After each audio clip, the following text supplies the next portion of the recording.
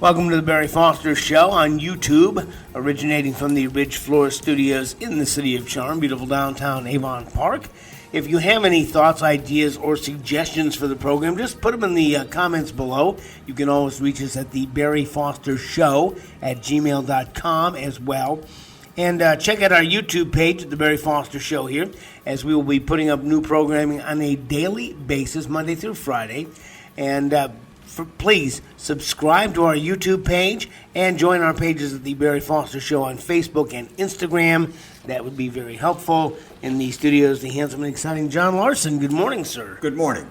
Do you feel much safer now that we have the Department of War and not the Department of Defense? Well, that's I'm not sure everything that's behind the name change. I mean, why they felt. I did watch a little bit of the Trump conference yesterday, the media event he had, where they tried to explain it. He and the Secretary of Defense, trying to explain why they made the change and what it means. And I understand. He said that the problem was we won World War I, we won World War II, and literally after that we've never won a war. That's when they changed the name to the Department of Defense in 47. We just turned around now, and we fought. We lost thousands of men and women in battle and whatnot, and in the end we gained nothing. Vietnam was a disaster. Afghanistan was a disaster.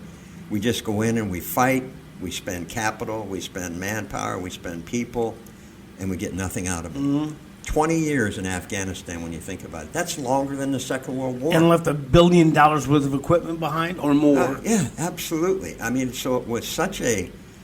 It was a total nothing. I mean, we got nothing out of it except we lost people, we lost money, and tangible assets and so on. So it was just horrible decisions. But I think that the people that were in charge at that time, Republican, Democrat, it doesn't matter, I really think they were cowards when you can send other people into battle and you sit back and watch it happen over a 10, 15, 20-year period. Used to, the generals led them into battle. They were in the front, leading the charge. Now they sit back and tell them, well, you go here and you go there and you go someplace else. Yeah, they sit in front of a computer screen in Pentagon and say, okay, do this, do that. They're never touched. But I think our upper brass over a period of 20, 30, 40 years became politicized. And they were more interested in their political future than they were actually winning and destroying the enemies. Well, when Trump was asked, why, and they kept asking him, why are you replacing the name as the Department of War? And he kept saying the same thing. It's winning. Mm-hmm. It's winning. We don't want to be defensive, and he didn't use this word, but I will. We want to be offensive. We want to be on the offense. You don't win by defending. You win by going on the offense and making your enemy capitulate. And so, and he wants America to have peace through strength. And he talked about, and I hadn't realized, there were 7 wars that he had mediated and had brought to an end. I didn't realize that Thailand and Cambodia were in a war, but apparently they were. I guess it's been going back and forth, kind of on a smaller scale, than I guess maybe it's become more escalated here over recently. And I think he decided to step in and become part of the discussion, if you will, and get both sides to say, okay, look, so there's no sense you getting into the killing of each other. Yeah. That gains nothing, and so on. So I think that's why he's somewhat frustrated with the Israeli, Hamas battle continuing. Mm-hmm. I understand why Israel's doing what they're doing now. They're never this back and forth, I'll shoot at you, you shoot at me. That could go on for another 20 years and never get settled. And the people... And I think there's 2 reasons in Palestine, if you will. The people, number one, are afraid because they have no guns. They have no protection. They're ruled by the people with guns. Mm-hmm. So they know if they speak up or decide not to become part of it, they'll be a casualty. And the other thing is, I think the other part of that population is sympathetic to Hamas. And, they don't care what happens. They look around. There's nothing left there. I mean, it's been bombed into oblivion. There's nothing I don't know how those people survive. They're living in the Stone Age. Oh, absolutely. Absolutely. And I still do not get the anti-Semitism that is spreading like in college campuses. I mean, when we grew up, we understood that the Jews were friends of the Christians. That our Christianity came out of the Jewish heritage, out of the seed of Abraham. You know, we understood that, and I never had any animus against the Jews, but I see these kids nowadays, and they hate them, and I can't figure out why.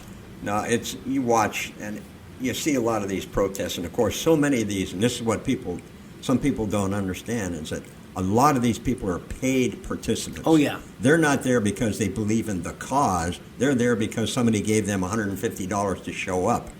And there's been some interviews lately where they've interviewed some of these paid protesters, and of course, they really don't want to speak. They don't want it to be known that because what they've done is they've shown pictures of some of these people in 6 or 8 or 10 of these demonstrations. Different subject matter, but they're there for one reason: they get paid. That's it. Some of these organizers are getting 6 digits. Oh, yeah. It was astonishing to me. And there's a kid, and I can't call his name, but he says, for every 100 likes, I'll expose somebody else. And he goes from these protests one to another, and they run in pairs, apparently. He goes, well, here's this woman, and here's her friend, and you see her, and then he shows, like you said, you know, at a climate change protest, anti-Israel protest. I mean, a bunch of them as they go along. And I wonder if they're now showing up at the pro-Mandami events as paid people to say, oh, we love Mandami. Oh, I'm sure. I'm absolutely sure that's happening. When you see now that reported just the last few days that Ilhan Omar and her husband are now worth $30 million. You know, some of that's $30 million. Is that true? Yes. Okay. I've heard it on 3 or 4 different sources now. I heard it again this morning. Yeah, I have to. Anymore, I have to double check this stuff because much of the stuff that you really want it to be true and you really can believe it, you find out that that is seeded to make you look stupid. So you got to really double check a lot of this stuff. Well, one of the people that reported and said it today, because I watched and listened to it, Victor Davis Hanson. Oh well, then yeah. If he says you can take that to the bank. I pretty well sure yes. Yeah. And so on. Now, what happened? Evidently, what they determined was that her husband was some kind of an investor. Okay. Her brother? Isn't her husband her brother? That was how she got into the country. Yeah. Then I think she supposedly married this other guy. Oh, okay. To make it an official marriage, all right, outside the family. But anyhow, he said that her husband, who was some kind of an investor, just magically, like Nancy Pelosi, I bought the right thing, I sold the right thing at the right time, and magically a truckload of money showed up at my door. Okay, so yeah, take that to the bank if you want to. And they're ideologues, so they have when they have power they use it, and when they have money they use it. And I remember there used to be this old cartoon called Hagar the Horrible, and they asked him what did he want more, money, power, or fame?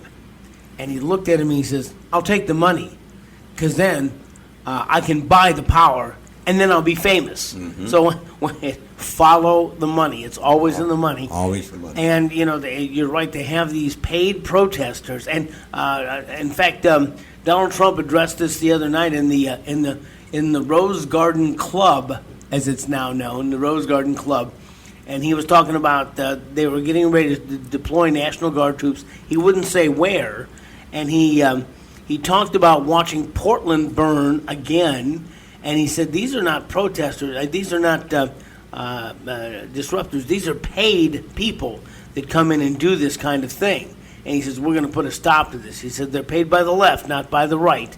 He said they're paid by the left to come in and destroy things, and so we're going to put a stop to that. So, I'm hoping that he has the abilities to. I think they can quash it, but they've only got 3 years to wait, and then they can bring it back again. Well, the other thing that's going on is that they've got so much invested in their hatred of almost anything that's associated with Trump. Mm-hmm. If it has Trump's name or Trump's backing, they hate it. It doesn't matter, all right? Like the crime situation there now, where he's trying to send people into Chicago, talking about going to New Orleans. and talking about going into other locations. Some of these people, like in New Orleans, the governor of Louisiana, said, yes, I welcome them to come. Of course, he's a Republican. He welcomed them to come. Mm-hmm. If there's a Democrat involved, absolutely positively, no, I have to be against it, no matter how bad my crime rate is.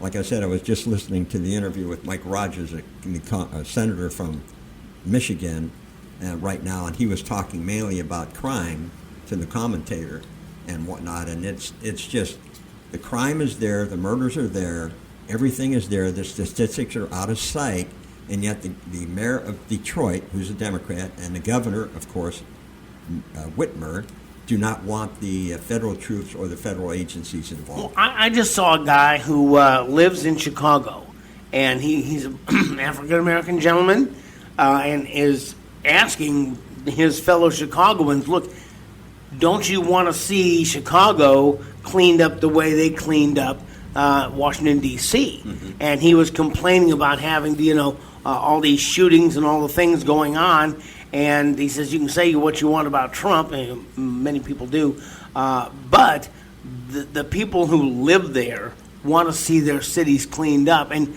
you have big cities like Chicago, L.A., even cities you don't hear that much about, like Cleveland or Baltimore, for instance, that still have these problems, and they are calling on their leaders now to do what Trump has done to clean up the crime. And he said, I wonder, are these criminals kicking back to the politicians so they keep the crime going? Is that what's going on here? Possibly. And he asked that question. Possibly. The other thing that Mike Rogers, or the commentator said, when talking with Mike Rogers this morning, that is that Jasmine Crockett, the voice of the Democratic Party, mm-hmm. all right, came out this week and made a statement to the effect that, criminals have to live too. So they commit crime so they can survive. We've heard that before. This is a person in Congress, that is actually promoting crime. Well, for the time being, I understand she's going to get districted out. I hope so. Yeah, but I think that she can go back to Missouri. There's a job there for her. I'm sure they'll get her reelected somewhere. Texas. Well, she's in Texas, but Texas. She came from Missouri. Yeah. And so I'm sure that if she can't find a job in Texas, she can get elected in Missouri. Well, somehow with her mouth, I don't think she's going to totally disappear. Even if she gets redistricted out, I think she's going to end up with something else. Oh, yeah. Well, I saw her on a biopic, and when she first started, she's an attorney, mm-hmm. and she was quite well spoken. It wasn't until she got in as a congresswoman she began to have this street dialect, which she didn't grow up.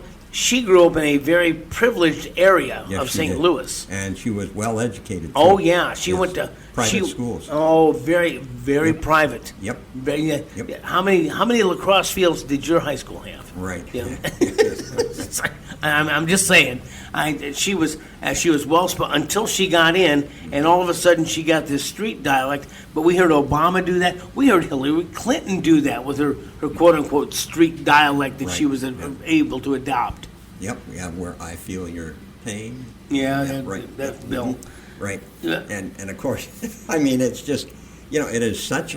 It's amazing today in this day and age, but maybe it isn't, but it is to me anyhow, how people can listen to some of these shills. That's what I call them, shills. That's mm-hmm. what they are, all right? And listen to them and believe anything they say.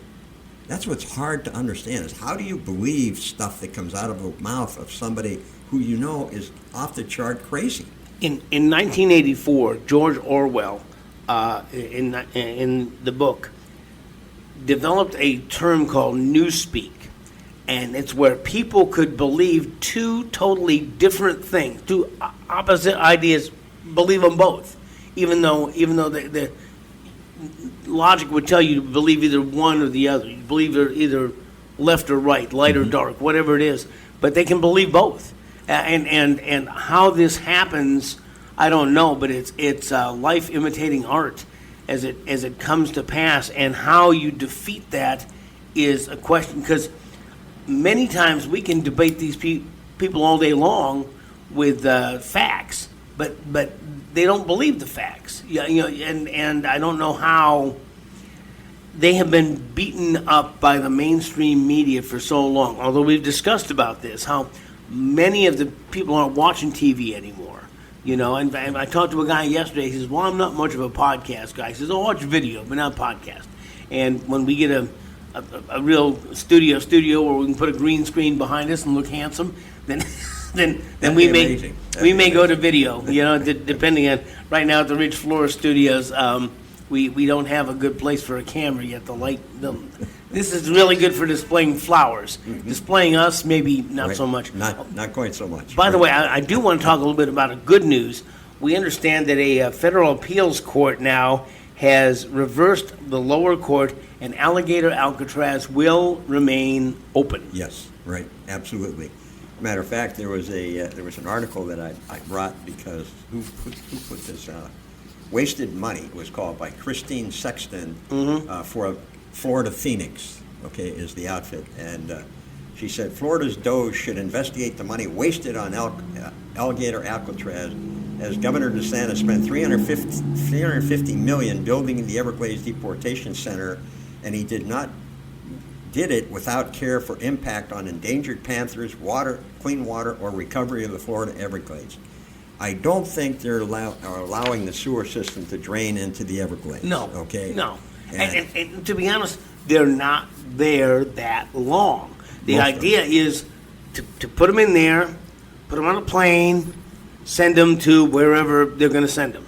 Yeah, and the only problem is that the courts have intervened so much in what they're trying to do with these guys. They stopped this today. Then you have to go through the rigmarole of taking it up the court system to try and get a ruling that says no, what they're doing is allowable. Well, the lower court said they would have to close within 60 days. We're well within that 60-day limit, so nothing stopped. Right. They kept it going, and the federal appeals court came and overturned them, and so now the operation will continue to go. But you're right, the idea is to slow them down. Absolutely. But they're getting more. Getting more of these. They have. We talked about the deportation depot there in Sanderson, part of the Baker Correctional Institute. There's a new one coming up in the Northwest called the Panhandle Pokey, but they're all over the United States. One just opened up in Nebraska. It's called the Cornhusker Clink, and they all have these kind of cute names. But they're like the Dollar General store of deportation. Right. And what they're trying to do is trying to tell people, look, you could take the United States offer a free plane trip to wherever you want to go back to your country with $1,000 in your pocket, or you could end up here and shipped to God only knows what country, because now the Maryland dad, I can't think of his name. Brago? Yeah. Now they're going to send him to Africa. Right, he's going to some. I mean, the name. I never heard of the country's name. Eswatini or something like that. I never heard of it, and that's where supposedly he's going to go. So we'll see. I won't believe it until I see him on a plane and the plane takes off, because every time they try to do this, the court steps in and stops it. Yeah. Well, so we'll see what happens. I hope it's true. He deserves to be gone, but we'll see if they can do it without the court intervening. Yeah, they keep trying to slow the process down. They're dragging their feet, and they were very successful during Trump's first term. During this term, they really haven't been as successful as they've been in the past. They've been judge shopping, but President Trump he's also been judge shopping, trying to move these people along. So I'm glad to see that he is being more successful, and more states are kind of piggybacking on what he's doing. Well, one thing I would like, and I know there's something going on, but I'm not sure how in-depth it's going to be, but I really need, in order to try and get our hands around this thing, you have to go to, we talked about it earlier, where the money comes from to support all this. And in most of this, it comes from George Soros and his foundations. And I believe there's supposed to be an investigation of George Soros ongoing. I hope they can find the goods to put this guy either out of business or out of the country. He's been disbanded from a few countries in Europe because he destroyed their economy.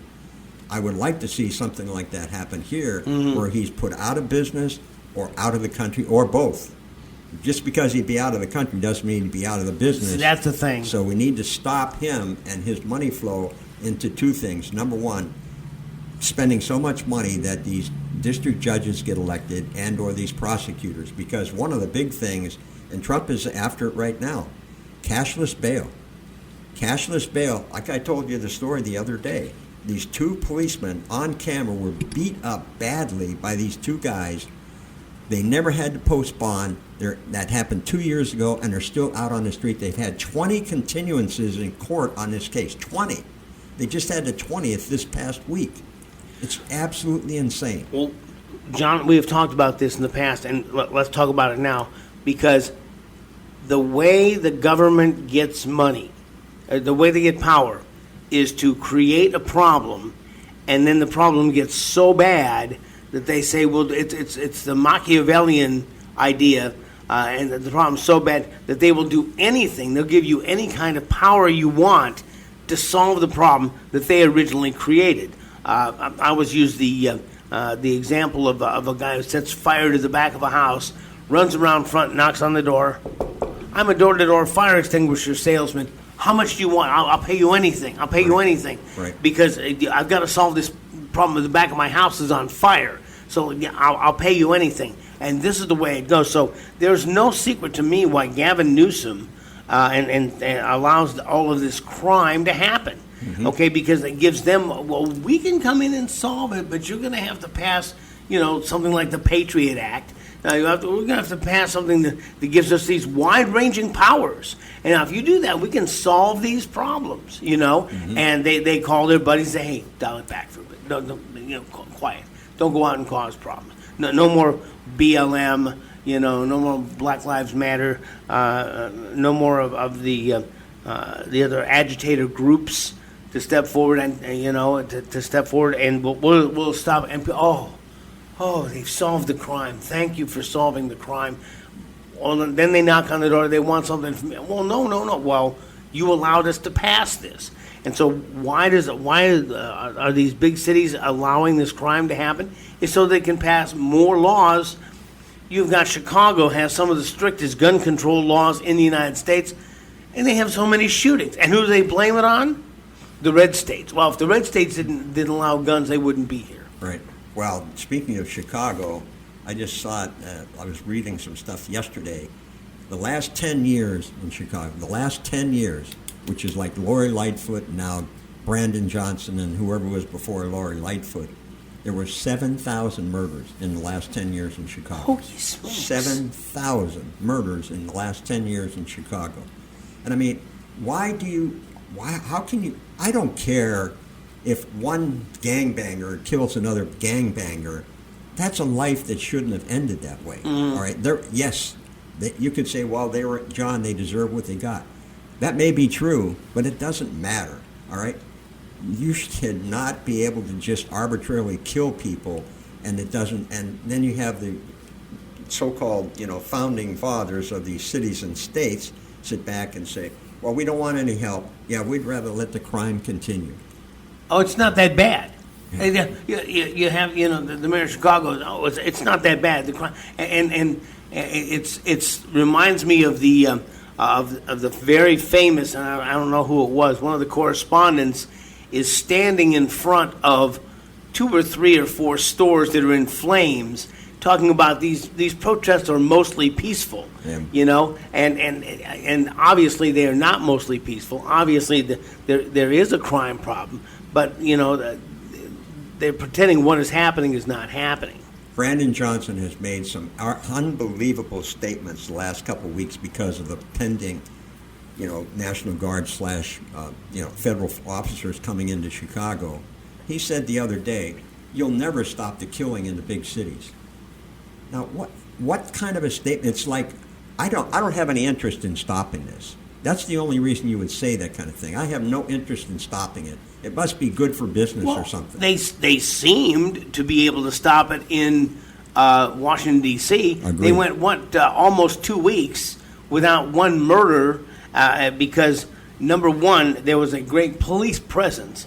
And number two, they knew that if you committed a murder, they would be coming after you. Well, if you remember when Obama was president, he put federal police officers, if you will, into, I think Cleveland was Cleveland, one of them, yes. right? Because he said crime was out of control and they couldn't fix it. So I'll send in the federal people and we'll solve the problem. He nationalized. I was, because I grew up in Cleveland, and of all the cities, Cleveland is kind of small potatoes when it comes to. Cleveland can't keep up with Detroit. Cleveland can't keep up with Chicago. Certainly not New York or L.A. But he went in and nationalized the Cleveland Police Department. I think because he had a willing governmental agency that said, "Oh yeah, come on, you can come into Cleveland. We'll let you come in." I think that's why he came into Cleveland. Yeah. But yeah, and the right, we were outraged. The right was outraged about this, about the federal overreach, and I have some heartburn about them going into other cities. Washington D.C. is a federal protectorate. Mm-hmm. That's one thing. Mm-hmm. But you're right. If let's say if I'll scare it, I'm the mayor of Chicago, I'm on the phone to the president, or I'm on the phone to my National Guard saying, "Come on in.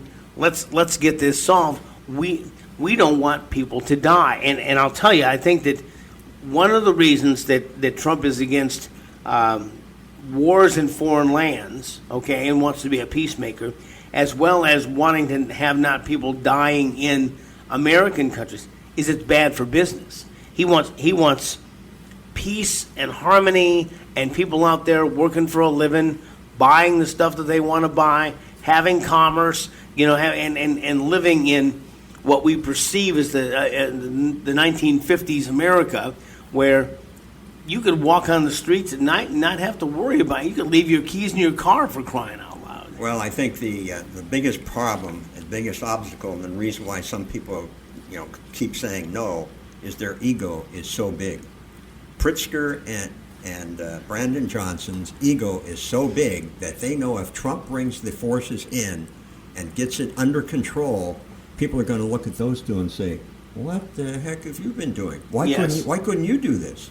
Well, that's how Trump campaigned in Detroit. I know. He says, "What have you got to lose?" That's look, right. Look at the last 50 years. He's how much worse can I be than this? Right. It can't get any, and he got a lot of traction, and he's gotten a lot of traction, as we know, in the African American community, the Hispanic community, just in every demographic group that you want to split apart. He's done much better. Oh yeah, absolutely, and I think.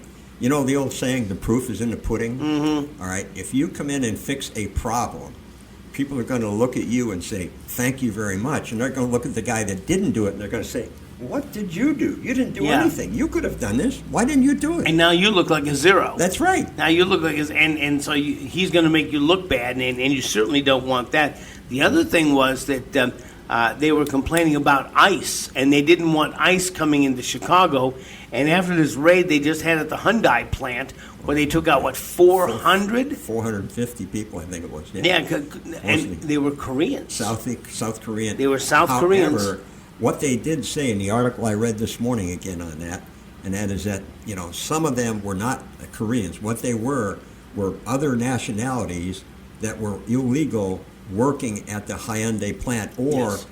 They were helping to build it and get it ready for production and whatever. So it was a combination of, yes, and here's the other part to it. When they came in and said, "We're going to build this plant, we're going to have employment for your people," and now you turn around and they got 450 other nationalities in there. What happened to hiring the locals? And supposedly they came in from what they call a third-party vendor. It would be like if you were making the Larsen mobile, and I brought in the people, and you say, "Oh, Barry, can you bring in some people to work?" "Oh, yes, here, I'll bring them all in." That's the way it works in agriculture. The growers don't hire people. The growers hire the John or Barry labor production company to come in with 500 or 600 people, and yep. Hey, if they're illegal, hey, it's not me. I hired these guys to bring them in. I didn't have anything to do with that. So they have what they call culpable deniability, or at their arm's length. So, but I think that that is putting other people on notice that they are continuing to look, and Alligator Alcatraz and the Panhandle Pokey and the Cornhusker, Clink are going to have business for a while, sending people back to their countries of origin. When I was listening to one of the podcasts this weekend, and it was an in-depth story about housing, and I'll tell you who did it. He did a very good job. If you haven't watched it, all right, Elon Musk now has a podcast. Oh, really? And I mean, he sits down and he just talks. He just talks about things, and what he did, he used the, who was it now? The John Bolton. He used John Bolton as this one podcast to start off. And the story was that he named Bolton and Brennan and Clapper, Comey, about a half a dozen of these no-good people that really tried to destroy Trump's administration and have been after Trump ever since then. In fact, that what they did was they allowed all of this stuff to happen. And they got many sympathizers to support what their cause was. But in the process, besides trying to destroy Trump and Trump's administration and to prevent him from winning when he ran this time, okay, that if you take a look at it, he said they brought 10 million people into the country. He said, yes, I know a lot of cities put these up in hotels and so on. But he said some people that have been here illegally and have been committed crimes for a longer period of time have been able to buy houses. And he said, so we're having a housing shortage in this country, affordable housing. Yes. And you take 10 million people that are here illegal that maybe now have homes, that's taking 10 million homes off the market from legal buyers. All right, so he went into the whole scenario about how these illegals and how they help destroy the economy and take jobs and futures away from American workers. And he said, we need to get back to where American workers are the number one people that we're worrying about hiring and putting into positions, not just because it's illegal work for half of what you would work for. Mm-hmm. He said, if you have to pay more, then you might have to pay a little bit more, but you need to be able to hire American workers and put them to work so they can afford to buy a house. And so it was good. And I see there's another one up that I didn't get to watch, but this is the first time I've run across him doing a podcast where he just sits down and talks about things. I'm hoping one of these does with Doge. But he did speak rather nicely about Donald Trump. So I did see, a week or two ago, he dropped the idea of a third party. Mm-hmm. So I think maybe he and Trump in the background have kind of, said, look, let's smoke a peace pipe, and we both want the same thing, and let's get together on this. I will find this very interesting because it'll be much like Victor Davis Hanson, who really takes a subject and begins to unpack it. Elon Musk has an immense understanding of the economy, mm-hmm. and you can see that he is a visionary to find out where the need exists. He's able to buy into it. I mean, he created PayPal because nothing like PayPal existed, so he made something like PayPal. Yep. Use that money to buy into Tesla. Mm-hmm. Use that money to buy into the space race. So I mean, yep. and did things that we would have thought would have been science fiction. Mm-hmm. The ability to have a booster land back at the landing pad, clean it up, and use it again, for crying out loud. And now I see where SpaceX is going to try to have a double launch, which I think will be absolutely incredible because we can see them from our front yard. Well, doesn't this tell you, though, that when the government has untold amounts of money and no competition, they spend money like it's going out of style. Oh, yeah. When you're an entrepreneur and you come in and say, look, I can do this better and cheaper than you can do it, right? Because I want to go in there and make a profit, right? And you got guys like Elon Musk that come in and do that because they know that, number one, they have to perform or they'll be out, okay? There's no covering it up, okay? Number two, they got to be competitive and so on. So when you have that outsider appeal and the outsider vision of being able to do things better, cheaper, faster, then you can get things done. Hence FedEx, hence UPS. Amazon is a prime example. And now you've got the U.S. Postal Service working for Amazon. Absolutely. Which I've told this before, but we were out there and we saw a postal truck out on Sunday. Mm-hmm. So what are they doing on Sunday? They're not open on Sunday. Well, they were making Amazon deliveries. Yep. So Amazon's got the government working for them. Yes. So I mean, it's all in. It's all in having a better mousetrap. I don't know if anybody could do it, but I would love to see somebody with deep pockets be able to start a second so-called Amazon company. Somebody Oh, that yeah. somebody that could compete with him, and bring down some pricing, but also what I would like to see a guy do that could get into that business that could promote American-made products. American-made products. You and I are going to have to talk about it because I've tried to get a couple of these American-made funnels on, and I have not been able to do it. But there are companies that exist now that are now morphing into an Amazon-like company.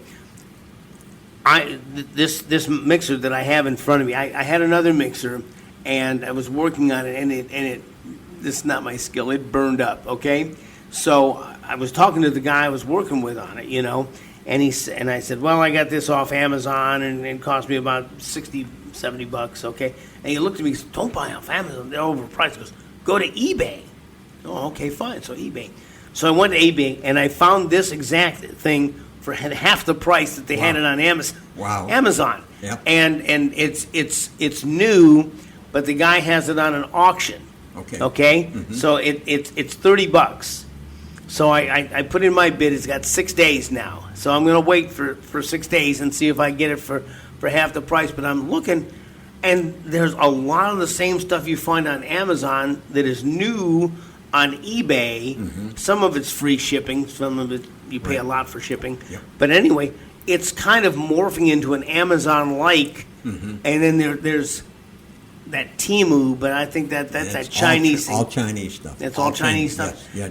Yeah. There are other companies trying to compete with Amazon, Mm-hmm. I think that the marketplace will sort that out, because I remember when I was growing up, okay, when I was growing up, Woolworths was the big 5 and dime store, and Kresge's were like second rate. Mm-hmm. But there was Kresge's, and all of a sudden Kresge's rebranded themselves as Kmart and jumped over Woolworth and become like a mega store. And Kmart's and Super Kmart's were proliferating like Dollar General stores. Yep.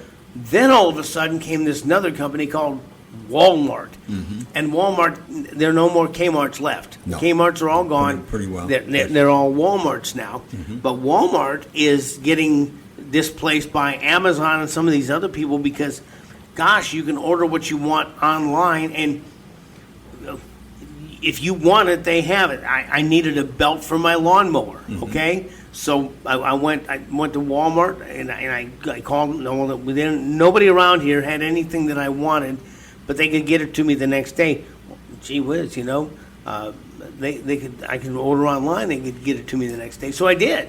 Yep. So online ordering is now supplanting the brick and mortar stores. Well, I'll tell you, when I last week, when I was looking through the various, I wanted to get a fix on how much money the big grocery store chains were making, and beyond Walmart, which is kind of a mixed bag, because when you look at Walmart numbers in their stores, you got the market part, but then you got all the sundry items, clothing and other tools and paints and that they sell. So it's kind of a mixed bag of stuff. But actually, on the grocery store side, the largest one is Kroger. I think they were like $90 billion. Okay, that's a grocery store.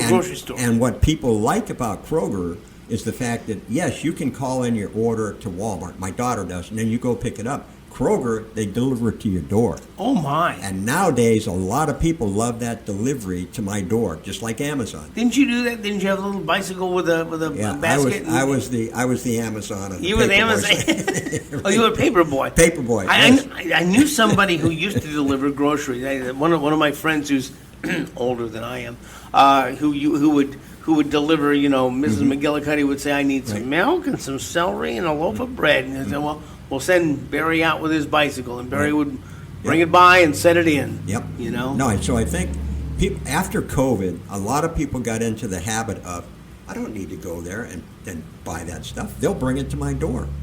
And so you had Walmarts and all the big stores said, okay, look, you can send in your order, sit down on your computer, send in your order, and just come by and pick it up. Now the next stage of that is you can sit on your computer, put in your order, and we will bring it to your door. I'll just tell you this, okay? I see the people in there, the shoppers, and sometimes because I ask them where such and such is, and they look at me and I go, look, I know that you are up and down these aisles all day. You know where everything is. Just tell me where I can find a can of pumpkin, whatever it is. Yep. And they can tell you. I don't want a dented can. I don't want a loaf of bread that got mushed. I want to pick this stuff, and my wife, God forbid that you pick out the cucumbers, okay? Oh, I know. She wants the ones that she wants, and God love her for it, okay? Because she really looks. She's not somebody just throwing something in a bin and going because, oh, here's a cucumber, just throw it in, and doesn't even look at it. It might have a mold spot on it, who knows? He just throws it in there. They have very little quality control. Well, there's my daughter who works, the bank that she works for up in Pennsylvania, all their employees have to do some community service. So one of the things my daughter does is deliver a meal on wheels. The other thing she does, there are some people, elderly people, that do not have the ability to get out anymore. And they give her their order for the grocery store. She'll go buy it and bring it to their house.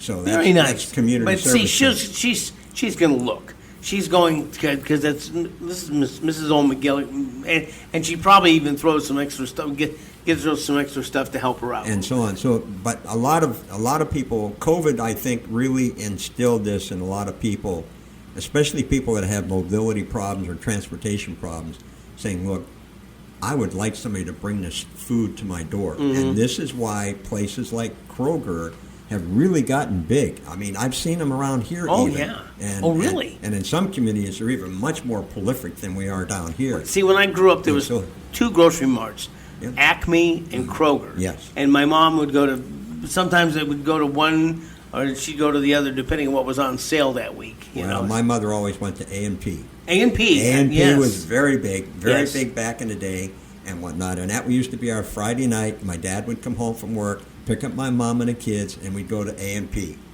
And we'd buy the groceries for the week, yes. Now, before we wind it up for today, I did want to mention, and later on this week, I have an interview with Ford Haycock III. But the Sebring International Raceway, the Sebring races are going to be celebrating 75 years beginning on New Year's Eve day of this year. The first race in Sebring was the Sam Collier Memorial. It was a 6-hour race that was run from 3 o'clock until 9 o'clock, ran into the dark, on the makeshift course at the Sebring Air Terminal. This year at 3 o'clock, at noon on New Year's Eve day, there's going to be a huge party out there to begin to celebrate 75 years of racing at Sebring. And so I want you to listen later on this week to Ford Haycock III. And by the way, if you want to take your car out, it's $20. You got to go online to arcf.net, okay, and register your car. I'm already registered, but you'll get a chance to take a parade lap around the Sebring International Raceway. They're going to drop the green flag at 3 o'clock on December 31st, which is the time they started the first race, and they're going to have a Le Mans start where you run or I'm not running across. I may walk across briskly. Well, you better make it quick because some fast guy may run you over. Okay. Well, it's okay because A, it's not a race, and B, the pace car will not be a car. The pace car will be a vintage Sebring fire truck. Good honor the Sebring firemen. Okay. But we'll talk about that later. Yep. I got Ford Haycock coming on later on this week. So, but we've got some stuff to talk about again tomorrow. John and I we're loaded for bear. You've been listening to the latest edition of the Barry Foster Show, recorded at the Ridge Flora Studios, located here at the City of Charm, beautiful downtown Avon Park. Any ideas of who you'd like us to interview or what you'd like us to broach, just put them in the comments below. We'll be glad to take care of that for you. We try to put up new programming on a regular basis. And please, subscribe here to the YouTube page. It doesn't cost a dime. Just hit the subscribe button. If you don't have a Gmail account, you can do an internet search, and there's a way to subscribe even if you don't have a Gmail account. And join our pages at the Barry Foster Show on Facebook and Instagram. That would be very helpful. As we continue to look for truth, justice, and the American way, John Larsen and Barry Foster, and we'll see you next time